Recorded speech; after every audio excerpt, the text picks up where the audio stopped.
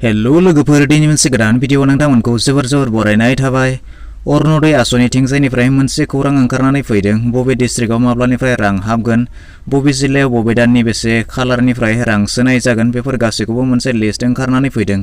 आरो बे भिडिअनि गेजेरजों आं नोंथांमोननो गासैखौबो आबुङै फोरमायनानै होगोन। स' बिदिब्ला भिडिअखौ एसेबो स्किप खालामालासे जोबजासेल' नाय। नोंथांमोना दासिमबो लाइमोननि लाइजाम इउटुब चेनेलखौ साबस्क्राइब खालामाखैब्ला अन्नानै साबस्क्राइब खालामनानै लादो आरो खाथियाव नुनाय बेल आइकनखौबो गोसोम खालामनानै होदो।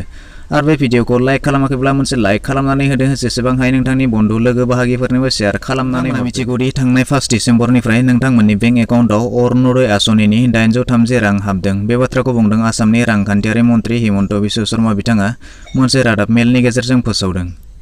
बिटिडिनि मोनब्रै जिल्लाखौ नागारनानै आसामनि 29 जिल्लानि सुबुंफोरनो 1 डिसेम्बरनिफ्राय 4 डिसेम्बरसिम अर्थात डिसेम्बरनि 1 खालारनिफ्राय 4 डिसेम्बरसिम 10.2 लाख सुबुंनो बे रांखौ डिबिटि अर्थात डाइरेक्ट बेनिफिसियारि ट्रान्सफारनि गेजेरजों होनाय जासिगोन। आरो बे राङा नभेम्बर दाननि रां होननानै फोरमायो। बिटिडिनि मोनब्रै जिल्लानि सुबुंनो दे रांखौ होनाय जाया बिदि नङा। बिटिआर बिसायख'थिनि उनाव बैफोर रांखौ बिटिआरनि रायजो राजा बिथांमोननो बे रांखौ मोनगोन होननानै फोरमायो। अब्ला गासै आसामाव अरुणोदय आसनिनि रां मोननाय सुबुंनि अनजिमाया जागोन 22 लाख। रायजो राजानि सुबिदानि थाखाय आसाम सरकारा बेवहाय नोंथांमोननो मोनसे टाइम शेड्युल बानायनानै होदों। बेवहाय नोंथांमोना 5 मान्थ्सनि टाइम शेड्युल मोनगोन। नोंथांमोना बेवहाय नायदो 5 दाननि टाइम शेड्युलखौ नोंथांमोना बेवहाय नायनानै लानो हागोन। आरो बे टाइम शेड्युला कारेन्ट फाइनान्सियेल इयार अर्थात 2020 आरो 2021 बेट्सनि थाखाय अर्थात देग्लाय आरो खालमासि बे मोनसे फाइनान्सियेल इयारनि थाखाय नोंथांमोननो बेवहाय टाइम शेड्युल बानायनानै होदों जे बबे दानाव आरो बबे दाननि बबे तारिखआव बिनि रांखौ नोंथांमोना मोनगोन। बेवहाय नोंथांमोना नायब्लानो रोखायै मिन्थिनानै लानो हागोन। बिदिब्ला बेवहाय नोंथांमोना नुनो मोनदों बेवहाय नोंथांमोना नभेम्बर दाननि रांखौ मोनगोन 1 डिसेम्बरनिफ्राय 6 डिसेम्बरनि गेजेराव। आरो बेवहाय नोंथांमोना डिसेम्बर दाननि रांखौ मोनगोन 26 निफ्राय 31 डिसेम्बर 2020 नि गेजेराव। आरो बेबायदिनो नोंथांमोना जानुवारि दाननि रांखौ मोनगोन 26 निफ्राय 31 जानुवारि 2021 नि गेजेराव। बेनिफ्राय नोंथांमोना फैगौ फेब्रुवारि दाननि रांखौ मोनगोन 22 निफ्राय 28 फेब्रुवारिनि गेजेराव। बिदिनो नोंथांमोना मार्च दाननि रांखौ मोनगोन नोंथांमोना 26 निफ्राय 31 मार्चनि तारिखनि गेजेराव।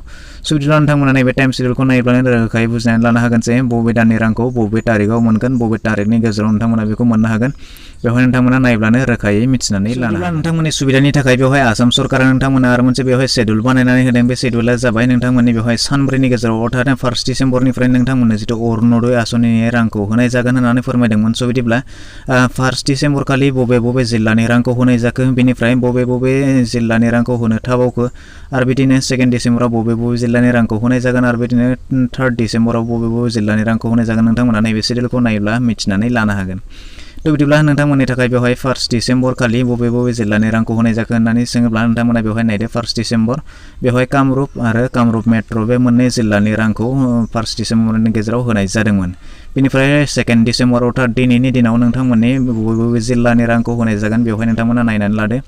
बेवहाय 2 डिसेम्बर गलाघाट, नगाव, काछार, बिश्वनाथ, नलबारि, गवालपारा, कार्बि आंलं, बङाइगाव, दरं, मरिगाव बेखिनि डिस्ट्रिक्टनि बेफोर जिल्लाफोरनि रांखौ दिनै 2 डिसेम्बराव होनाय जागोन। बेनिफ्राय अर्थात 3 डिसेम्बर खालि अर्थात 3 डिसेम्बर खालि नोंथांमोननो बेवहाय होनाय जागोन। नोंथांमोना नायदो बबे जिल्लाफोरा बेवहाय दङ।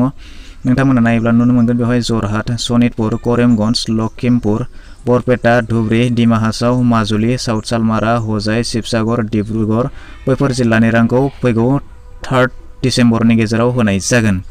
बेनिफ्राय 4 डिसेम्बर खालि होनाय जागोन हाइलाकान्दि, वेस्ट कार्बि आंलं, बेनिफ्राय धेमाजि, चराइदेव, तिनसुकिया बेफोर जिल्लानि रांखौ 4 डिसेम्बर खालि होनाय जागोन। बेनिफ्राय नोंथांमोनखौ फोरमायखादोंमोन बिटिसिनि मोनब्रै जिल्लाखौ नागारनानै बेफोर आसामनि 29टा जिल्लाफोरनि रांखौ होनाय जागोन। बिदिब्ला नोंथांमोना जायफोर बिथांमोनाखि बिटिसिनि रायजो राजा बा जायफोर बिथांमोना बिटिसिनि मोनब्रै जिल्लायाव गोलैयो बिदिब्ला नोंथांमोना बेवहाय जिंगा नांगौनि जेबो गैया। नोंथांमोना इलेक्सन जोबनाय लोगो लोगो नोंथांमोना बे अरुणोदय आसनिनि रांखौ मोननो हागोन। जुदि नोंथाङाबो अरुणोदय आसनिखौ एप्लाइ खालामदोंमोनब्ला दानिया सरकारा होनाय बे राङा नोंथांनि एकाउन्टआव हाबदोंना हाबाखै माबोरै अनलाइन चेक खालामनो हागोन।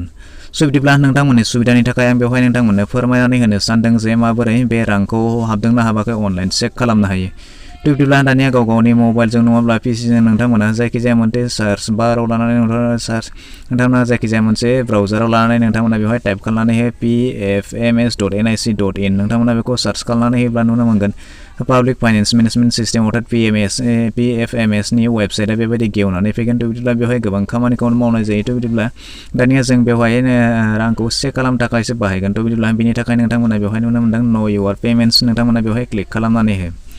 क्लिक खालामनानै होनायनि उनाव नोंथांमोना नुनो मोनगोन मोनसे पेज गेवनानै फैगोन आरो बेवहाय नोंथांमोननि थाखाय बेवहाय अपसन दङ। बेवहाय नोंथांमोनखौ फोरमायनाय जादों बेवहाय पेमेन्ट बाय एकाउन्ट नाम्बार। दानिया नोंथांमोना बेवहाय गाव गावनि एकाउन्ट नाम्बारखौ होनानै बे रांखौ नोंथांमोना चेक खालामनानै लानो हागोन। दानिया नोंथांमोना जे एकाउन्ट नाम्बारजों नोंथांमोना जे बेंकनि एकाउन्ट नाम्बारजों नोंथांमोना अरुण'दय आसनिखौ एप्लाइ खालामदोंमोन दानिया बै बेंकनि नामखौ नोंथांमोना बेवहाय एन्टार खालामनानै होब्लानो जाबाय। बेनिफ्राय बेवहाय जे एकाउन्ट नाम्बार बे एकाउन्ट नाम्बारखौ नोंथांमोना बेवहाय एन्टार खालामनानै हो। बेनिफ्राय नेक्स्ट बेवहाय जितु एकाउन्ट नाम्बार बे एकाउन्ट नाम्बारखौ बेवहाय एन्टार खालामनानै हो। बिदिब्ला बेबायदिनो नोंथांमोना बेवहाय नुनो मोनदों केपचा कड। बे केपचा क'डखौ नोंथांमोना बेवहाय वार्ड भेरिफिकेसनावहाय बेवहाय नोंथांमोना क्लिक खालामनानै हो। क्लिक खालामनायनि उनाव नोंथांमोना बेवहाय गाहायाव नुनो मोनदों सार्च अपसन दङ। बे सार्च अपसनाव नोंथांमोना क्लिक खालामनानै होब्लानो जाबाय। क्लिक खालामनानै होनानै बेवहाय अट'मेटिकलि नोंथांमोना नोंथांनि एकाउन्टआव अर्थात नोंथांनि एकाउन्टआव बे राङा हाबदोंना हाबाखै नोंथांमोना बेखौ गोरलैयैनो नायनानै लानो हागोन। बिदिब्ला दिनैनि भिडिअ बेखिनियानो। आसा खालामो नोंथाङा भिडिअखौ नायनानै गासैखौबो बुजिबाय जानांगौ। जुदि माबाफोर डाउट थाबायब्ला कमेन्ट सेक्सनाव फोरमायहरदो। जुदि नायनाय भिडिअखौ नायनानै मोजां मोनबायब्ला मोनसे लाइक खालामदो, गाज्रि मोनबायब्ला डिसलाइक खालामदो आरो जुदि नोंथाङा चेनेलाव गोदान नायगासिनो दंब्ला अन्नानै चेनेलखौ साबस्क्राइब खालामनानैबो लादो।